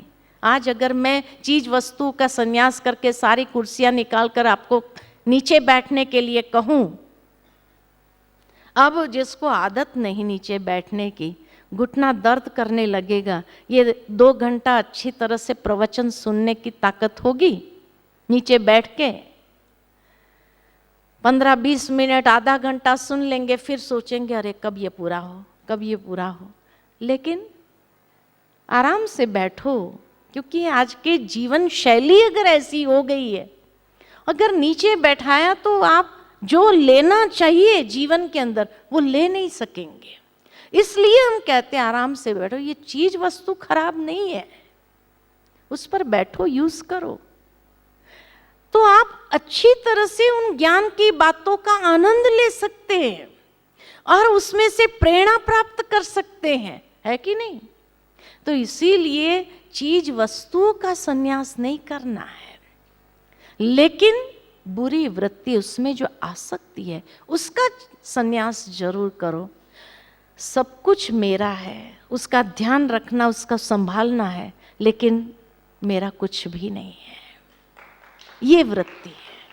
तो इसीलिए संन्यास योग को कर्म योग में शामिल कर लो, ये भगवान कहते हैं। और फिर भगवान आगे कहते हैं कर्म योग के बिना संन्यास की प्राप्ति नहीं हो सकती है। जो योग युक्त पवित्र आत्मा है और सर्व प्राणियों में आत्मा को ही देखते हुए उसका मन वश में होता है, ऐसे जितेंद्रिय सर्व कर्मेंद्रिय द्वारा कर्म करते हुए स्वयं को उससे भिन्न समझता है। जो व्यक्ति अनासक्त भाव से अपना कर्तव्य करता है और उसके सभी फल परमात्मा के प्रति समर्पित कर देता है, वह कर्म करते हुए कर्म बंधन से निर्लिप्त रहता है। जिस प्रकार कमल जल से निर्लिप्त रहता है, वैसे कर्म योगी हर कर्म आत्मशुद्धि के लिए ही होता है, और वह पुरुष 9 द्वार वाले देह में रहते हुए मन बुद्धि संस्कार पर अधिकार प्राप्त कर परम शांति और सुख का अनुभव करता है। जीवन में रहते हुए निर्लिप्त जीवन, कहने का भावार्थ यही है कि जीवन में रहते हुए उसके बंधनों से मुक्त जीवन। राजा जनक की बात याद आती है कि राजा जनक को हमेशा कहा जाता जीवन मुक्त स्थिति में रहता था, राजभाग में था, राज्य भाग्य था, लेकिन राजभाग में रहते हुए भी निर्लिप्त। कहा जाता है कि एक बार राजा जनक ने कहा कि मुझे कोई जीवन मुक्ति का ज्ञान 1 सेकंड में दे। काफी लोग आए उसको ज्ञान देने के लिए, लेकिन राजा जनक ने कहा मुझे 1 सेकंड में और प्रैक्टिकल ज्ञान चाहिए। तब कहा जाता कि अष्टावक्र जी आते और अष्टावक्र जी ने कहा कि मैं आपको ज्ञान अभी नहीं दूंगा, समय आने पर दूंगा। सभा विसर्जित हो गई। राजा जनक ने सोचा अभी क्या करूं, तो उसने अपना घोड़ा मंगाया कि थोड़ा सैर करके आता हूं। जैसे ही घोड़ा आया और घोड़े पर चढ़ने गया, एक पैर घोड़े पर था, एक पैर जमीन पर था, कि दूर से अष्टावक्र ने आवाज लगाई, ठहरो राजन, इस वक्त कहां हो? राजा सोच में पड़ गया कि घोड़े पर होते हुए घोड़े पर नहीं हूं, जमीन पर होते हुए जमीन पर नहीं हूं। कहा यही तो जीवन मुक्ति का ज्ञान है। कहा कैसे? तो कहा संसार में रहते हुए संसार आप में न हो, ये जीवन मुक्त स्थिति है। संसार में रहो, लेकिन उसकी आसक्ति, उन बुरी वृत्तियों से अपने आप को निर्लिप्त रखो। यही ज्ञान जीवन मुक्ति का अनुभव, के जीवन में रहते हुए परम आनंद, परम सुख का अनुभव कराता है। और तब से लेकर के राजा जनक ने इस विधि को अपनाते हुए राज्य भाग्य में रहता था, भाग्य भी संपूर्ण था, चीज वस्तुओं का त्याग नहीं किया, लेकिन फिर भी जीवन मुक्त निर्लिप्त जीवन था। कहा जाता कि कुछ समय के बाद एक सन्यासी आया उनके पास और कहने लगा कि हे राजा जनक, मैंने सब कुछ सन्यास कर दिया, छोड़ दिया, सन्यासी बन गया, फिर भी मेरा मन विचलित होता है। मैं कैसे मानूं?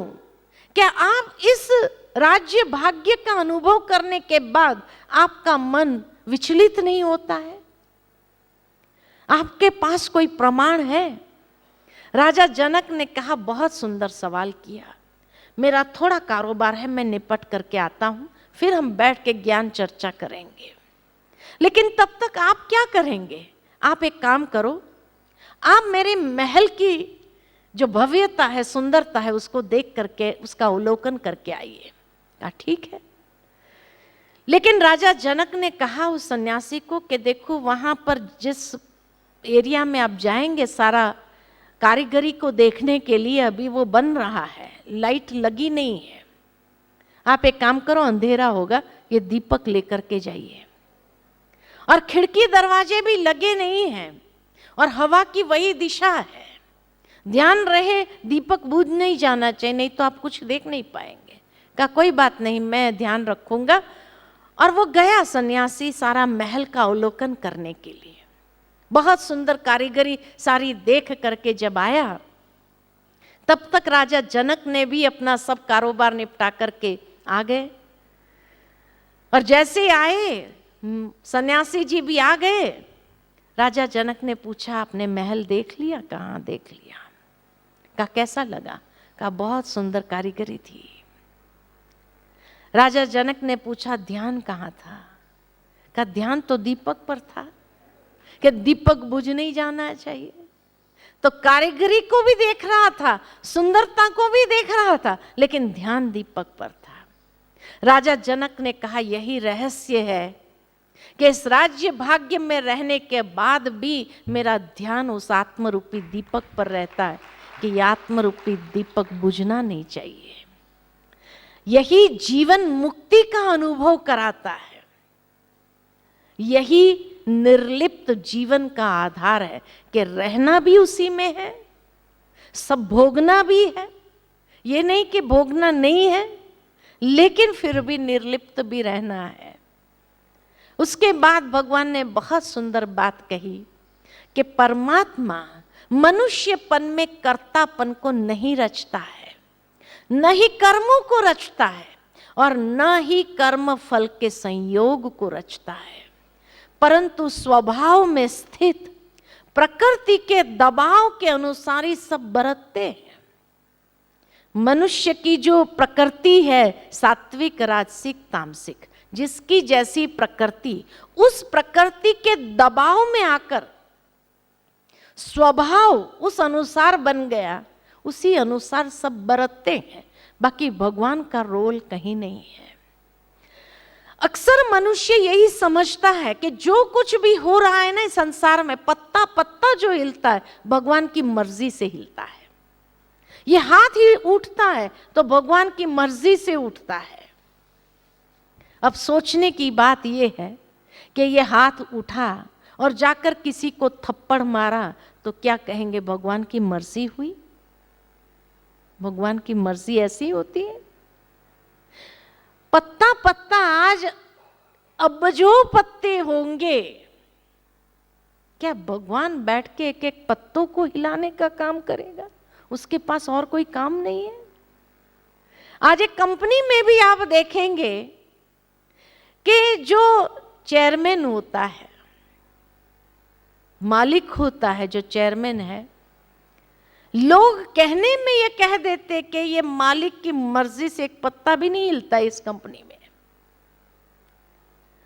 लेकिन उस कंपनी के अंदर मालिक के अलावा और भी है। मैनेजर है, सुपरवाइजर है, वर्कर है, सब है। कंपनी में कोई दीवार पर अगर कील मारनी है तो मालिक हथौड़ा और खिला लेके नहीं जाएगा उसको मारने के लिए। वर्कर का काम है, हर एक को अपना काम का डिस्ट्रीब्यूशन हुआ पड़ा है। वर्कर का काम अपना है, सुपरवाइजरों का काम अपना है, मैनेजरों का काम अपना है, डायरेक्टर का काम अपना है, चेयरमैन का काम अपना है। ठीक इसी तरह ये संसार का खेल जो है तीन सत्ताओं के बीच में है, प्रकृति, पुरुष और परम पुरुष। पुरुष यानी आत्मा, परम पुरुष यानी परमात्मा और प्रकृति, ये तीन के बीच में नेचर, ये तीन के बीच में खेल चलता है। लेकिन तीनों को अपना अपना कार्य मिला हुआ है। ये पत्तों को हिलाने का कार्य नेचर का है, वो नेचर को स्वतंत्रता है, वहां भगवान इंटरफियर नहीं करता है। वो हिलाता है पत्तों को, उसका काम वो है। आत्माओं को अपना काम मिला हुआ है, अपने लेवल का। ये हाथ उठाने का काम व्यक्ति खुद करता है अपनी मर्जी से, प्रकृति के दबाव में आकर के। सात्विक, राजसिक, तामसिक कि यही प्रकृति अगर सात्विक प्रकृति के आधार पर है तो ये हाथ उठेगा किसी को आशीर्वाद देने के लिए। लेकिन अगर तामसिक प्रकृति का व्यक्ति होगा तो यही हाथ उठेगा किसी को थप्पड़ मारने के लिए। तो प्रकृति के दबाव में आकर स्वभाव में स्थित व्यक्ति बरतता है, उसमें परमात्मा का रोल नहीं है, क्योंकि जो कर्म मैंने किया उसका फल भी मुझे ही भोगना है। तो भगवान का इंटरफियरेंस वहां नहीं है, और परमात्मा अपने लेवल पर काम करता है। आत्माएं अपने लेवल पर काम करती है, प्रकृति अपने लेवल पर काम करती है। ये तीनों का काम बटा हुआ है। जब इंसान का जन्म होता है इस संसार में, ईश्वर से उनको दो गिफ्ट मिलती है। कौन सी गिफ्ट मिलती है? हर इंसान को दो गिफ्ट मिलती है। कौन सी गिफ्ट मिलती है? पहली गिफ्ट विवेक युक्त बुद्धि, विवेक युक्त बुद्धि की गिफ्ट मिलती है, जो सही गलत को अच्छी तरह समझ सकता है। और दूसरी गिफ्ट मिलती है स्वतंत्रता, फ्रीडम ऑफ चॉइस, चुनाव करने की स्वतंत्रता कि मुझे ये अच्छा करना है या बुरा करना है, ये मेरी अपनी चॉइस है। तो ये दो गिफ्ट हर इंसान को जन्म लेते ही प्राप्त होती है, स्वाभाविक है। आज एक छोटा बच्चा होता है ना, उसके सामने भी आप झूठ बोल करके देखो, वो बच्चा तुरंत कहेगा अपनी विवेक युक्त बुद्धि से, आपने झूठ बोला। उसको भी समझ है कि ये सही नहीं बोल रहा है, लेकिन उस समय बड़े क्या कहते हैं? चुप बैठ, समझता नहीं, बीच में बोलता है। अब जैसे ही वो बात हमने उसको कही, वो बच्चा चुप तो जरूर हो जाता है, लेकिन उसके अंदर में एक द्वंद्व चलता है कि मेरा विवेक कहता है ये झूठ बोल रहा है, ये सही नहीं बोल रहा है, और ये कहता है मैं समझता नहीं हूं। क्यों नहीं समझता हूं? मुझे पता है ये झूठ बोल रहा है। कई बार बच्चे आपके पास आकर बोलते हैं कि भाई हमारे टीचर ने कहा, मैं समझता नहीं, और वो झूठ बोले जा रहे थे। कहते हैं कि नहीं कहते हैं? बच्चे माँ बाप को आकर सुनाते हैं कि नहीं सुनाते? तो एक बच्चे के पास भी ये विवेक है, ये बुद्धि है कि ये व्यक्ति सही नहीं कर रहा है। लेकिन उस समय जब बड़े ने कहा चुप बैठ, समझता नहीं, बीच में बोल रहा है, चुप तो हो जाता है। लेकिन फिर उसकी प्रकृति जैसा माहौल उसको मिला, उसके दबाव में आकर के, अगर तामसिक प्रकृति का होगा तो वो सोचता है माना झूठ बोलना यही सही है, तो दूसरी बार वो आपके सामने ही झूठ बोलेगा। और तब बड़े क्या कहे, झूठ बोलता है, कहां से सीखा? ऐसा कोई करता है क्या? अब वो बच्चा अंदर में बहुत द्वंद्व में चलता है कि जब मैंने सही बोला तो ये कहता है तुम समझता नहीं है, जब मैंने झूठ बोला तो कहता है झूठ बोलता है, ये कहां से सीखा? अब ये द्वंद्व उसको कहां ले जाएगा कि जिस तरह की प्रकृति के दबाव में वो जीता है, उसके अंतर्गत वो उसी चीज को अपनाता है। तो उसमें परमात्मा का रोल कहां आया? इसलिए मनुष्य जो करता है, कर्म का सिद्धांत यही है, जो करेगा सो पाएगा, जैसा करेगा वैसा पाएगा, जितना करेगा उतना पाएगा। ये कर्म सिद्धांत है जो हर एक मनुष्य पर अप्लाई होता है, उसमें परमात्मा का रोल नहीं है। इसलिए भगवान ने कहा परमात्मा मनुष्य में कर्तापन नहीं रचता है, न ही कर्मों को रचता है और न ही कर्म फल के संयोग को रचता है, परंतु स्वभाव में स्थित प्रकृति के दबाव के अनुसार सब बरतते हैं। भावार्थ यह है कि देहधारी आत्मा अपनी स्वाभाविक स्वतंत्र इच्छा से कर्म करती है, इसीलिए उसका उत्तरदायित्व भी उसी पर है और वही अपने किए का फल भोगती है। परमात्मा किसी के पुण्य कर्म या पाप कर्म के लिए जिम्मेवार नहीं है। बहुत स्पष्ट गीता में यह बात कही गई है, he is not responsible for my actions.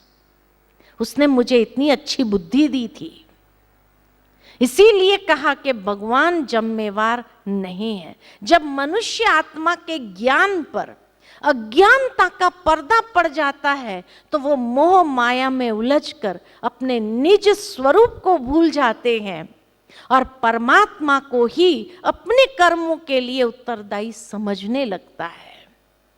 यही सबसे बड़ा अज्ञान है। This is the greatest ignorance, कि जब हम ईश्वर को उसके लिए जिम्मेवार समझे, परंतु जब आत्मज्ञान द्वारा वह अज्ञान नष्ट होता है तो सभी बातें इस तरह से स्पष्ट समझ में आने लगती है जैसे सूर्य की रोशनी में सब स्पष्ट दिखाई देता है। आज के बाद ईश्वर पर यह दोष न लगाएं कि मेरे कर्मों के लिए he is responsible, I am responsible for my karmas. और इसी बात को वाल्मीकि जी ने समझा था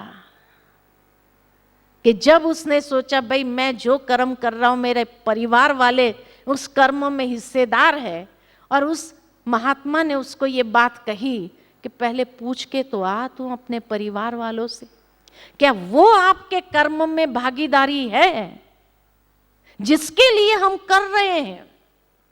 इतना पाप कर्म करके लिए उनको पाल रहे हैं, क्या वो मेरे कर्मों में भागीदारी बनेंगे? जब परिवार वालों ने कहा भाई तू कर रहा है तुझे भोगना पड़ेगा, हम क्यों तेरे कर्म में हिस्सेदार बने, तब उसने अपना जीवन चेंज कर लिया कि हाँ, एक लुटेरे वाल्मीकि से महर्षि बन गया। कहने का भावार्थ ये बात आज से हम भी स्पष्ट समझ ले कि हमारे कर्मों के लिए उत्तरदायी हम ही है, न भगवान है न परिवार वाले हैं।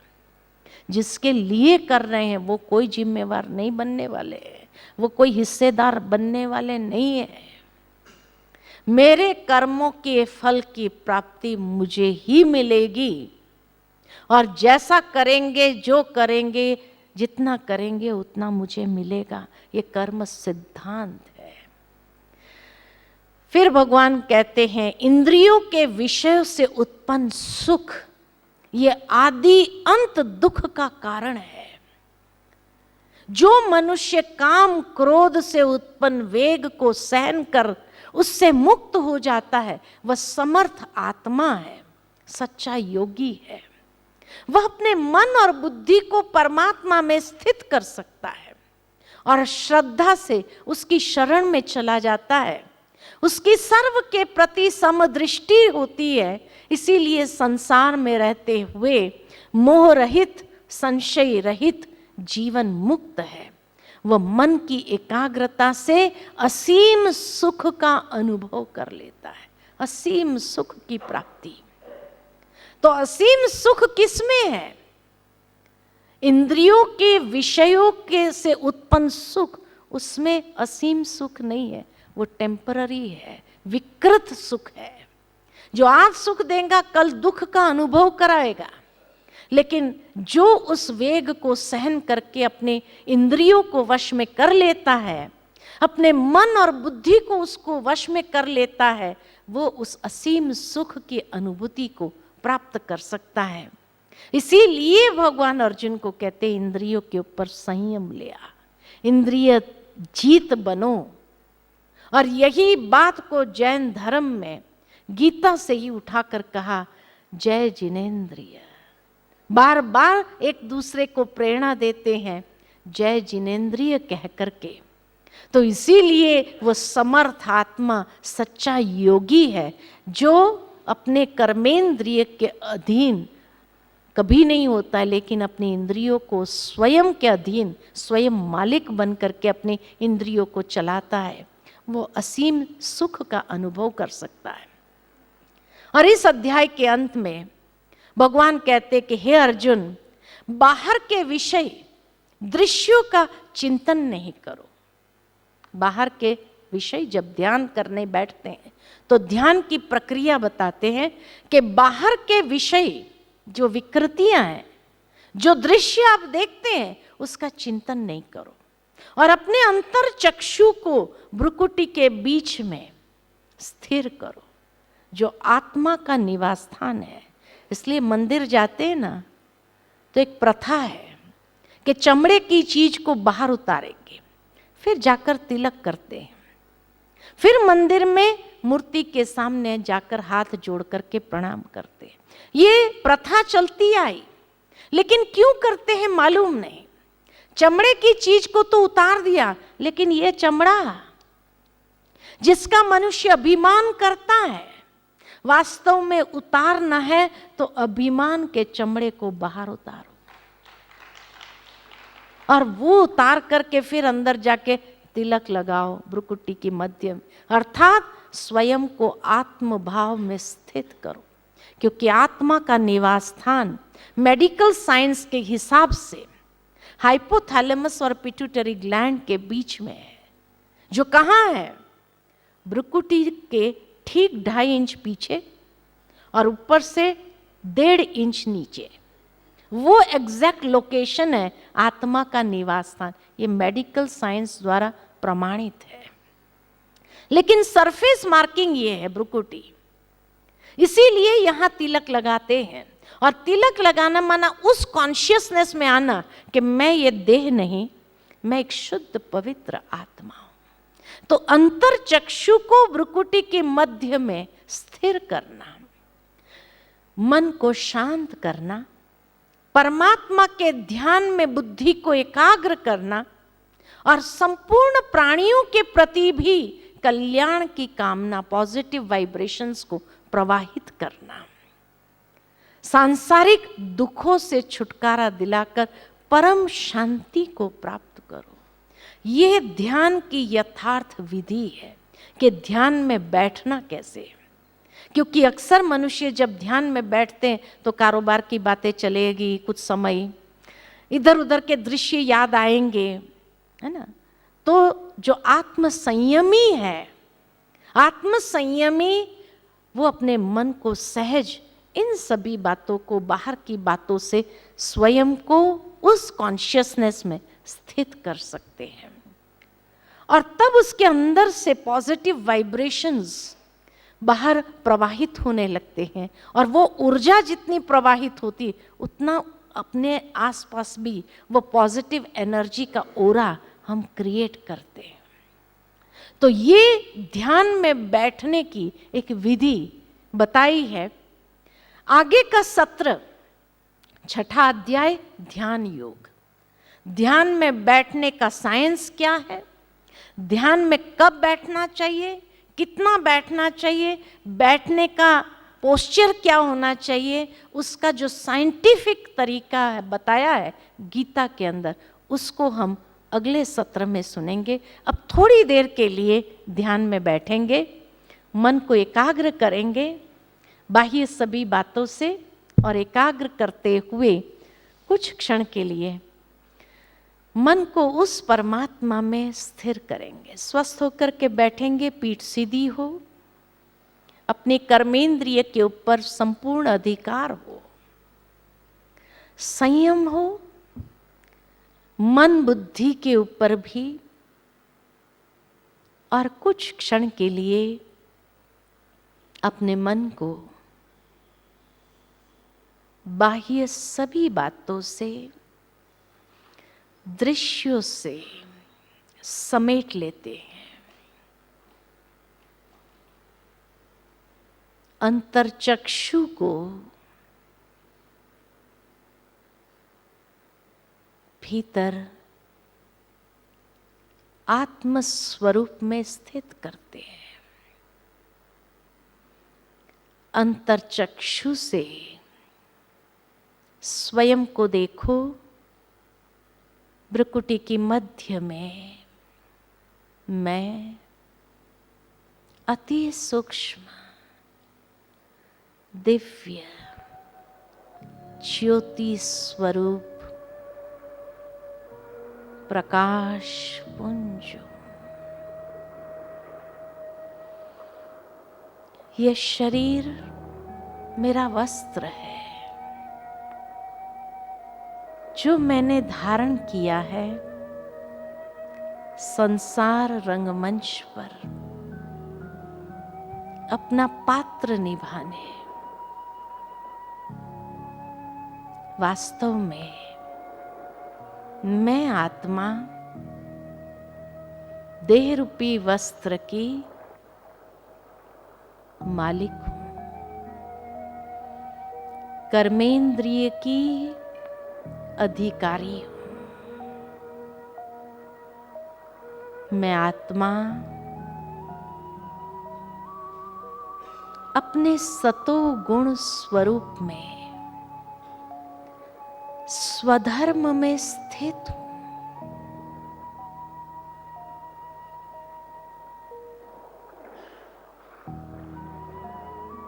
धीरे धीरे मन को ले चलते हैं ईश्वर के सानिध्य में,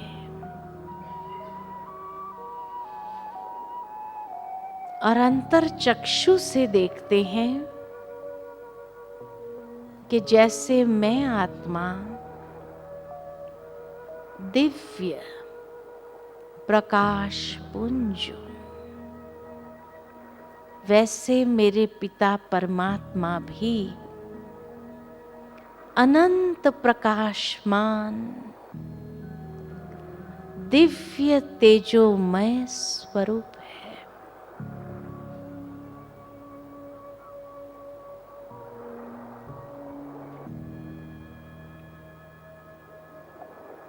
मेरे पिता परमात्मा गुणों में अनंत है,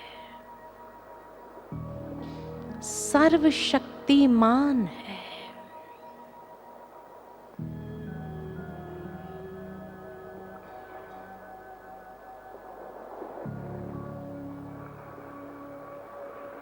अपने ध्यान को उस दिव्य स्वरूप पर एकाग्र करते हैं।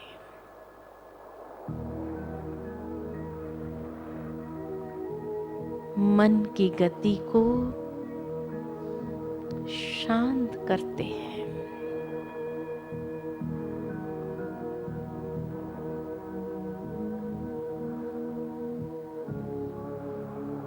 मन को शांत सच्चे सुख की अनुभूति में ले जाते हैं।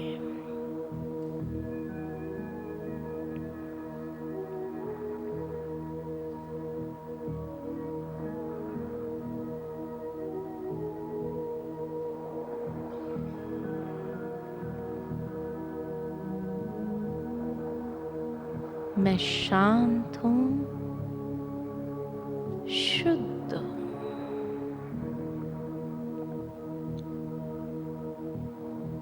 परमात्मा से सर्व शक्तियों की ऊर्जा को स्वयं में समाती जा रही हूं, और धीरे धीरे मैं आत्मा सशक्त होती जा रही हूं। कितना सुंदर अनुभव है ये।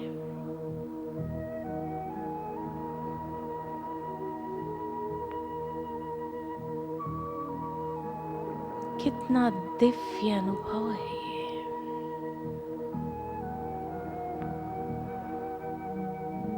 मन शांत प्रसन्न है।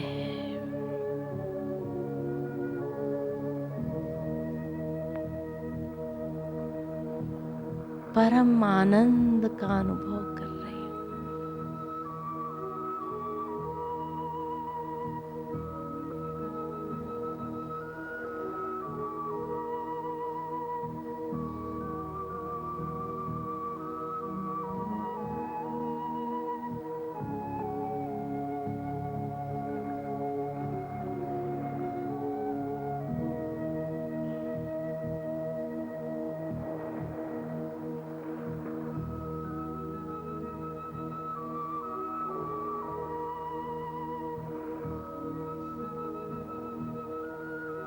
धीरे धीरे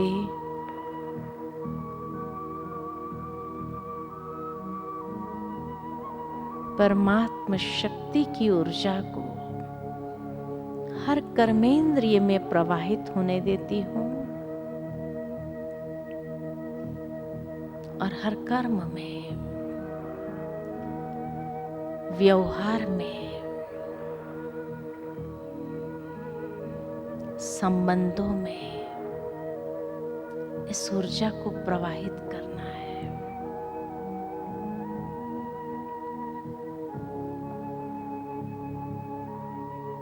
ओम शांति शांति।